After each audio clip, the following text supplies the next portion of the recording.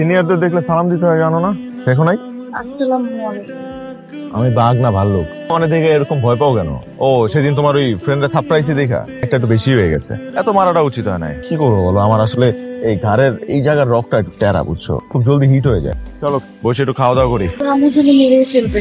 আম্মুকে অনেক ভয় পাও? হ্যাঁ, তোমার আমি ক্যাম্পাসে দেখতেছি না, কাহিনী কি বলো তো? আমার কাছ থেকে পালায় বেড়াইতেছো নাকি? আমার সামনে এক্সাম তো, এ কারণে ক্লাস শেষ হলে লাইব্রেরিতে গিয়ে পড়ি। বয়ফ্রেন্ড আছে? হ্যাঁ। Very good. বয়ফ্রেন্ড থাকা উচিত না, তুমি ছোট একটা মানুষ, তোমার বয়ফ্রেন্ড থাকবে। এখন কই যাচ্ছ? বাসায়? একদম ডিরেক্টলি বেডরুম পর্যন্ত দিয়ে আসবো নাকি? তোমার বাসা নামায় দিয়ে আসবো, মানে বাসার সামনে। সেটাও যদি তোমার প্রবলেম হয় তাহলে তোমার পাশের গলিতে নামায় দিয়ে আসবো, বাকিটা হেঁটে গেলা তুমি। ওঠো ওঠো ওঠো ওঠো। আপনি আমার আম্মুকে চিনেন?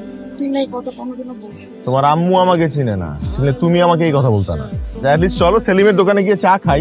না ভাইয়া, আমার লেট হয়ে যাচ্ছে। আমি কি বললা? ভাইয়া। ভাইয়া ভুলেও আমাকে ভাইয়া বলে ডাকবা না, আমার নাম ধরে ডাকো।